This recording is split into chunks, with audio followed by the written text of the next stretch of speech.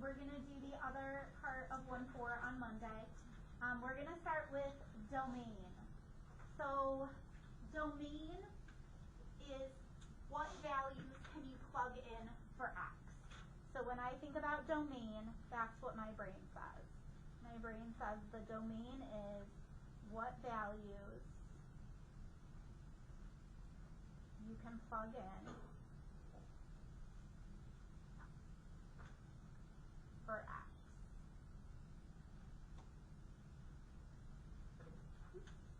Get that all in the screen.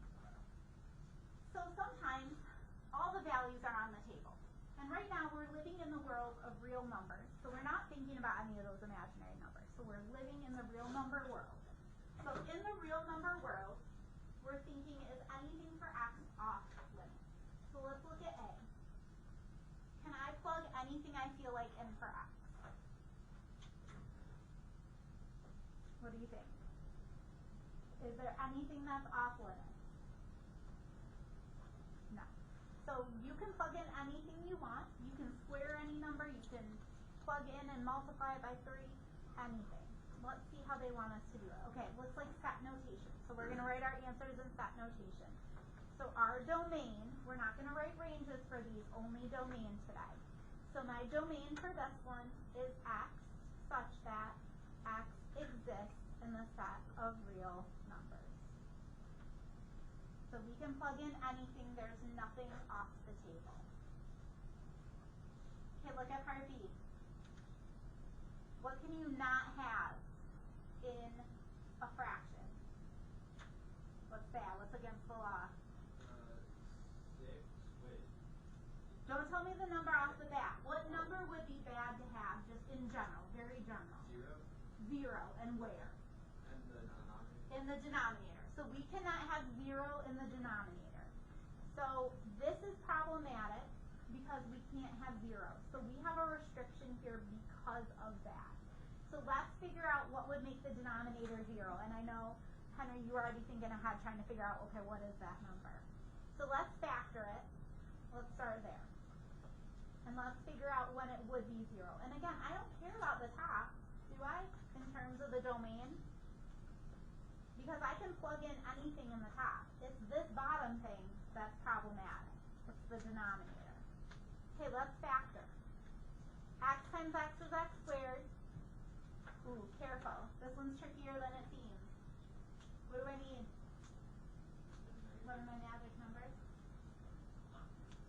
What are they? -3 and -2. It's tempting to say -6 and +1, but then that wouldn't multiply to a +6. So we need -3 and -2 because those will add to a -5 but multiply to a +6.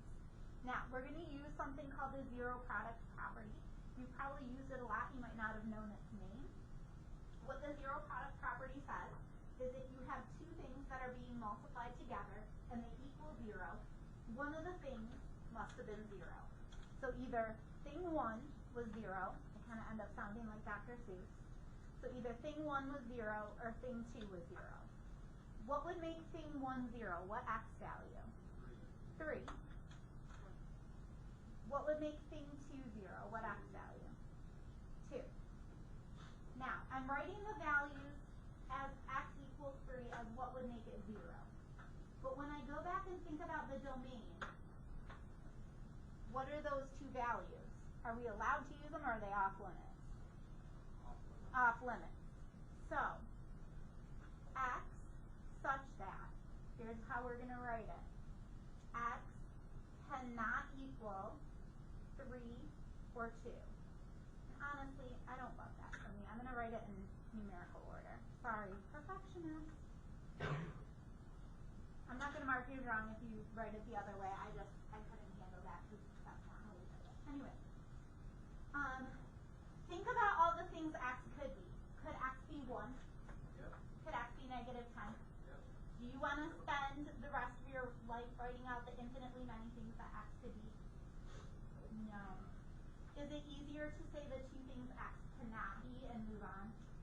Yes. So in math, you are allowed to say, hey, x can't be these two things, then that tells us that it can be anything else. Like these are the only two things that are off limits, everything else is good. So that's how you would write your statement there. Okay, let's look at C. Oh my, C's got two problems. What's one problem? The root. The root. We can start there. We'll start with the roots. Again, we're living in real number land. And in real number land, there are no i's. So that means, what do I have to keep my x value? Positive. So my x value has to stay positive, or it could be 0. 0 is neither positive nor negative. It kind of lives in that weird land. So I can be x greater than or equal to 0. Because 0 is fine too, right? Can I take the square root of 0? What is it? 0. Right. What's problematic about the denominator? It could be 0 and that'd be bad. Well, when would x minus 5 equal 0? For what x value? 5. So let's write it like we wrote this one. So instead of writing the infinitely many things that x could be, we're going to write the off limits thing. So x such that x cannot be 5. It can be anything else, but 5 is a no-go. Okay, now, this is my answer for the bottom part. We've got to also factor in the top part. So do you see how this is true for just the bottom? Let's factor in the top part as well. So I'm not at my final answer quite yet. So this would be x cannot be 5. However, what is this restricting me to? Positive numbers. So we've got to stay in the realm of positive numbers, and at the same time, x cannot be 5. So let's rewrite our final answer, and actually, I'm going to write it in interval notation. Let me look and see what the book says. I'm going to consult the Book of Wisdom and see how they write their answers for this section, because this one would be way easier to write in interval notation.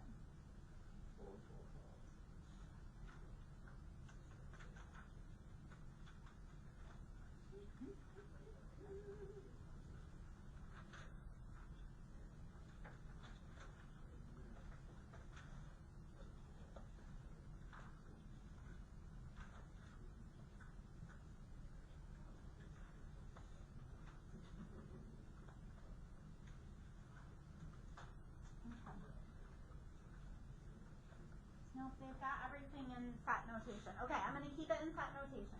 So we know we can't be 5, but we also know we have to be greater than or equal to 0. So here we go. X such that we've got a situation with x that it has to be bigger than 0, but it cannot be equal to 5. So I'm going to say x is going to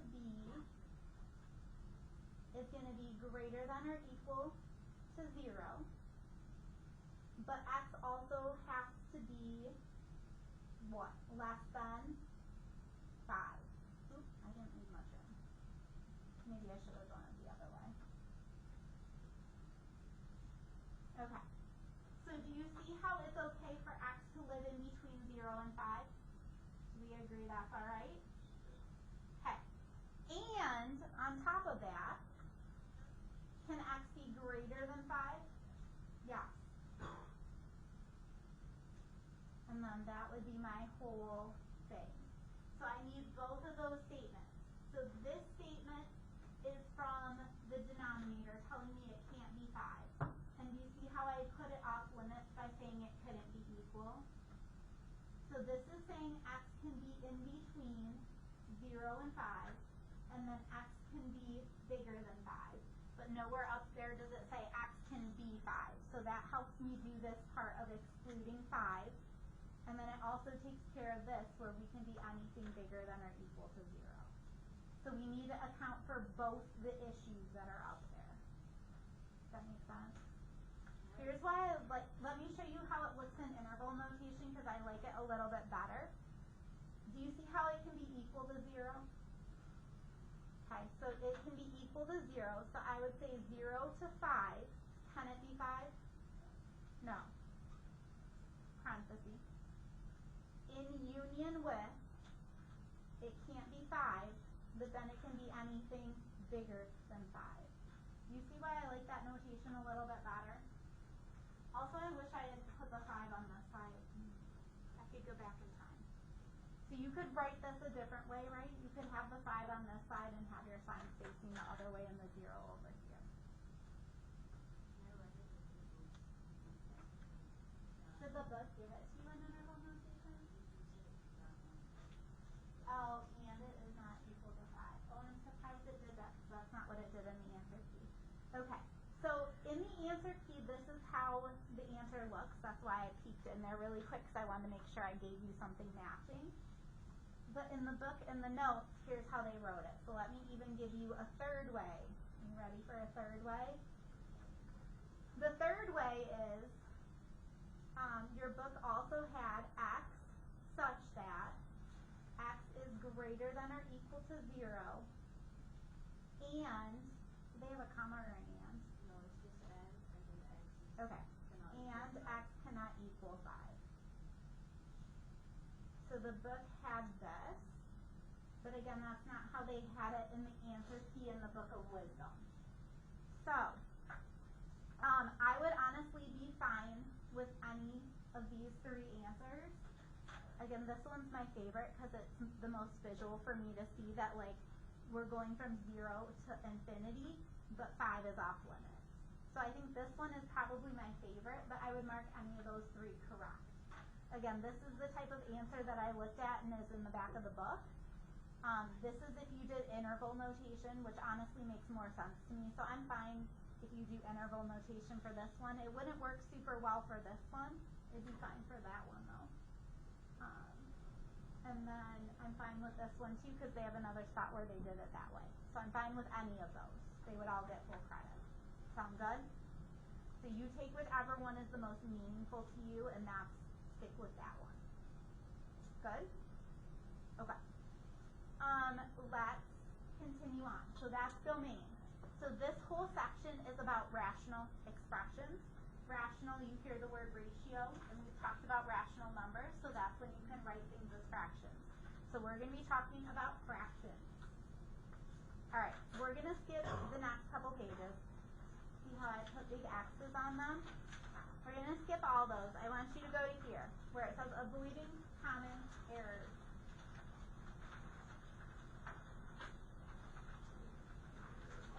We're talking about just fractions today, so I only want you to look at them. Remember that you can multiply 2 fractions by multiplying the numerators and denominators. Remember that you can cancel stuff to make your life a little bit easier. You can even kind of factor things and put the exponent outside if it applies to both. Things you cannot do, big no-no. You cannot add fractions together if you have different denominators. You have to have the same denominator. You cannot cancel here because those 2 things are being added. So having that addition sign adds a whole extra issue for us and we need to be more careful. Alright, let's flip ahead one more time. Like I said, we're going to jump around a little today. Go to this page where it says day 3. Bear with me, guys. I'm sorry that the notes got weird. I copied them funny, and I apologize. Alright, we're going to go here, and the other thing I want to do today is show you how to simplify rational expressions. I want to show you how to multiply and divide them, and then I want to show you how to deal also with addition, subtraction, and what I call compound fractions, where you have fractions within fractions. Here we go. Let's start with simplifying. So for simplifying, what you want to do, your strategy, is to factor and then cancel things out that can cancel. So my strategy is to factor and cancel things that can be canceled. Here we go. If I look at my numerator, what does that factor into? X plus 1, x minus 1, one because it's a difference of squares. In the denominator, this one's a trinomial. It's going to be 2 sets of parentheses as well. X times x is x squared. What are my magic numbers that multiply to negative 2 but add or subtract to 1? Positive 2 and negative 1. Okay. Do you have a parenthesis on top and bottom that matches completely? Yes. So we can go ahead and cancel those out. And we get x plus 1 over x plus 2. And that's going to be our final answer. Think back to the common mistakes. If you are tempted to try to cancel the x's, I feel that completely because I love canceling stuff and having stuff be super simplified. But because they're being added, I can't cancel those x's. If it was 1x in the numerator and 2x in the denominator, then I could cancel them. But I can't because of the plus sign. Okay? Let's move on to the next. Multiplying is very similar to what we just did. So my strategy for multiplying is that I'm going to factor and cancel stuff, and then whatever's left over I'm going to multiply. Because you see how if I start multiplying, this is going to get super ugly super fast. Right? Agree? Okay. So we're going to factor and cancel. So this is my strategy for this one. So we're going to factor and cancel.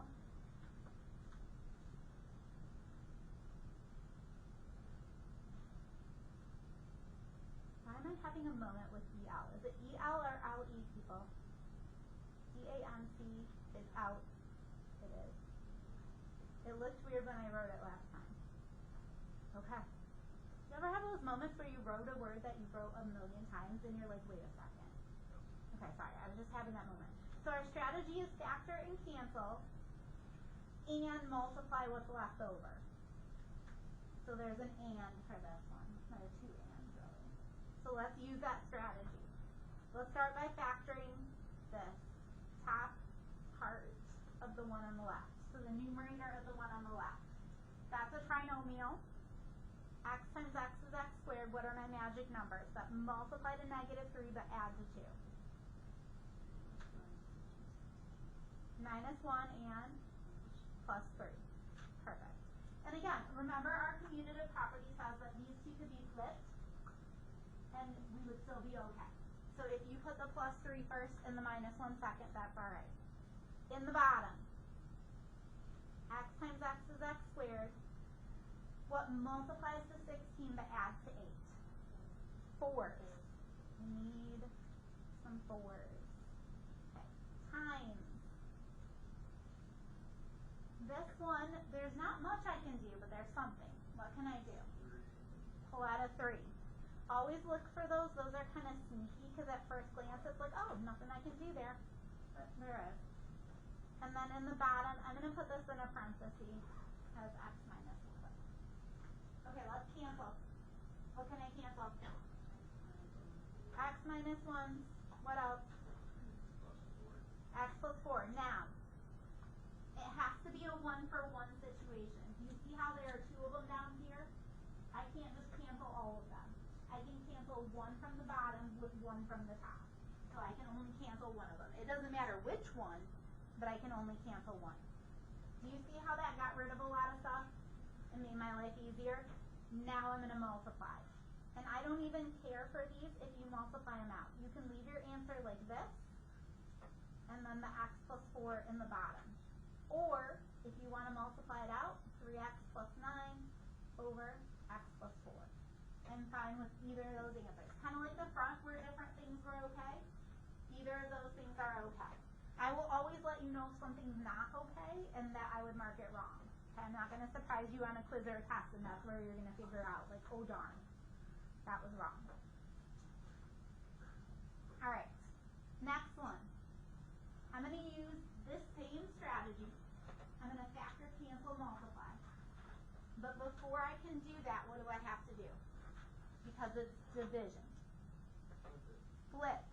So my strategy this time, we're going to add an extra layer here. Strategy. We're going to flip the second fraction.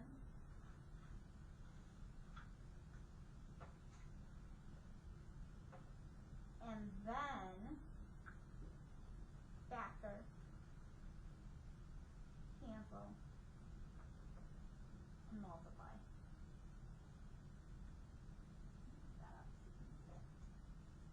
So do you see how those first three problems that we just did are very similar, right? We're kind of adding on a step every time, but there's a lot of similarities.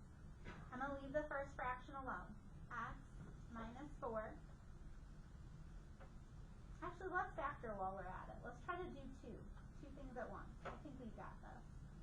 In the denominator, what am I going to have? What does that factor into? Yeah, it's the difference of squares, so x plus 2x minus 2 times. Now we have to be careful. So this fraction is going to flip to the top. So when we factor, we're actually factoring this right here. So what are my magic numbers that multiply to 6 but add to 5? X plus 3, x plus 2. Okay, this is flipping to the bottom. X times x is x squared.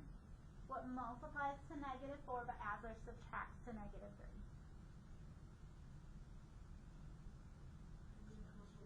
Negative 4 plus 1. Let's step back and make sure we agree. Negative 4 times 1 is negative 4. Perfect. Negative 4 plus 1, negative 3. Love it all. Okay, what can I cancel?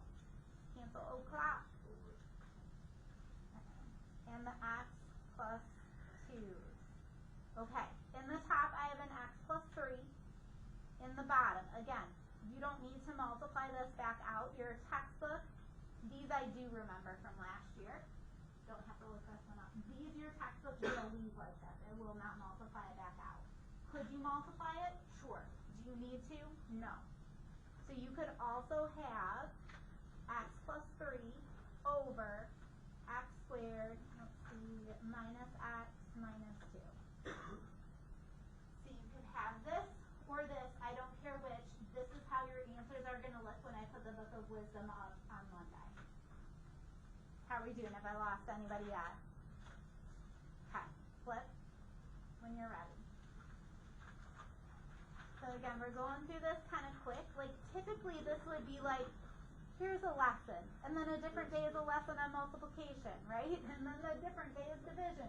But because you've already learned all this, we are squeezing it all into one day, because we've got this. Alright, let's go here. Actually, I think I'm going to stop here today and not do the compound fractions. I think I'm going to save our compound fraction friends for Monday. So that way it's a little more balanced. Okay, let's do these though. So I want to go here and then stop. We're going to do these two examples. Alright, look at number 1 first. Do they have a common denominator? No. Can I just add 3 to this one? No. That'd be nice though, wouldn't it? Okay. We have to make them twins, so we have to make them look exactly the same. Bless you. So what does this one need? An x minus 1. And what does this one need to be the other one's twin?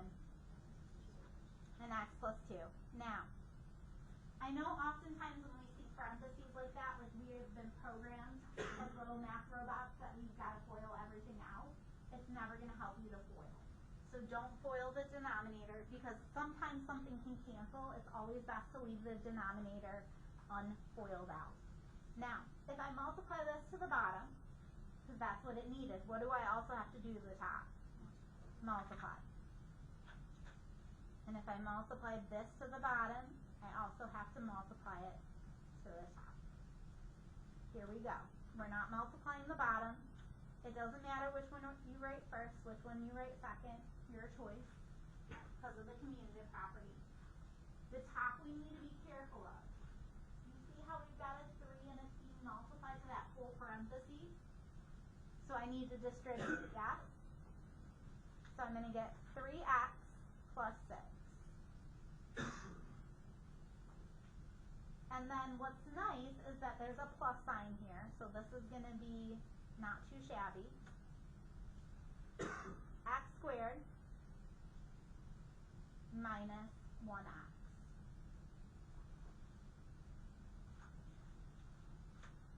Alright, so if I simplify this, this is going to be x squared plus 2x plus 6. So I'm trying to think if we can factor that. We don't have magic numbers for that, do we? No. So my final answer is going to be x squared plus 2x plus 6 all over x plus 2 times x minus 1. Again, if you would like to multiply out the denominator, you can. You don't need to. Again, the reason why it's helpful to leave it factored is because if I could have factored the top, it would make it easier to see what cancels. So it's always in your best interest to leave the denominator factored. Now, let's say this one asks me about the domain. Every once in a while, they'll sneak in that direction too. They'll say Adam and then tell me the domain. What can't x be? It can't be -2 or 1. Yep, it can't be either of those. So sometimes make sure you read your directions for all the fraction problems because sometimes they'll sneak in, like also find the domain. Okay? Be ready for that. Alright.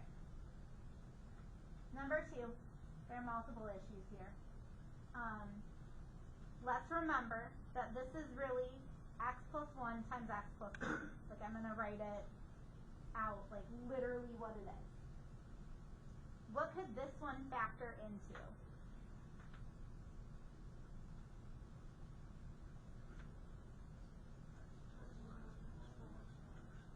Yeah.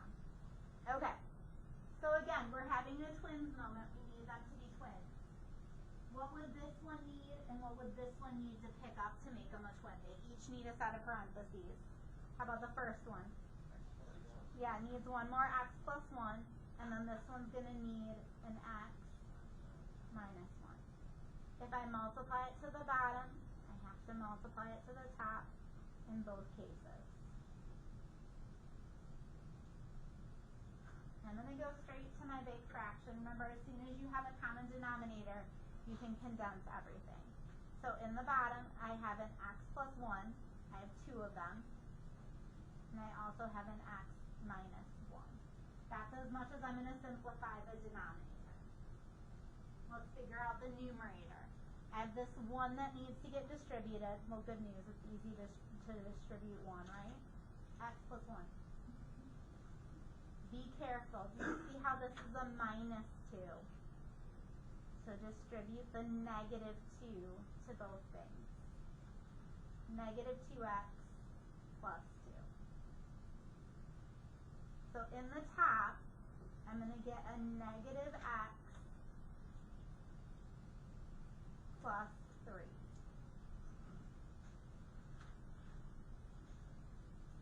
So for a minute there, I thought we might be able to reduce a little bit more, but now that it's a plus 3, is there anything I can do to simplify? No. Do you really want to multiply this out? Probably not.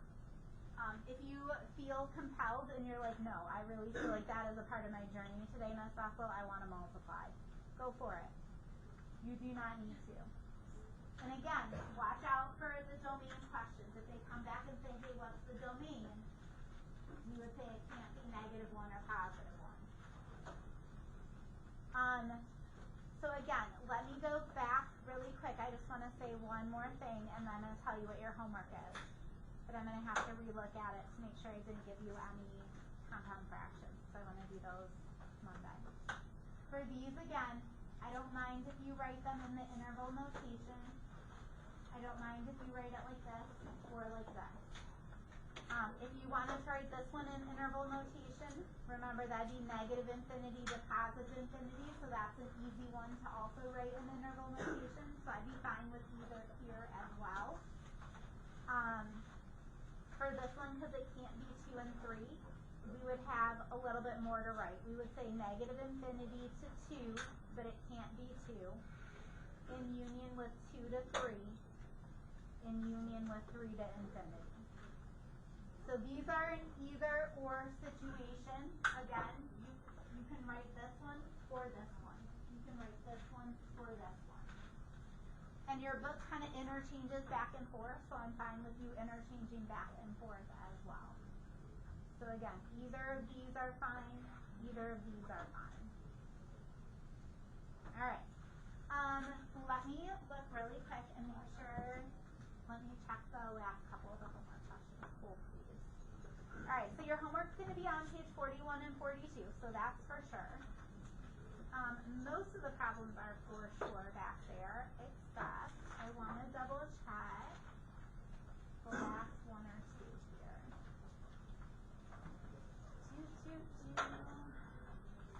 I do like 41, and 46 is fine too. Okay, the homework assignment is fine as it stands. Let me write it on the post-it. There's too much going on that page. Alright, this is assignment number 6. Page 41 to 42 in your textbook. Again, if you want to work on it right now, and I would, I mean, let's get that done, right? If you want to work on it right now, you can grab a book out of the challenge cabinet, that's where they live, or you can grab a Chromebook and go to the online version. I'd like you to do 5 to 10, those are the domain ones, 15, 17, 24, 29, 41, and 46.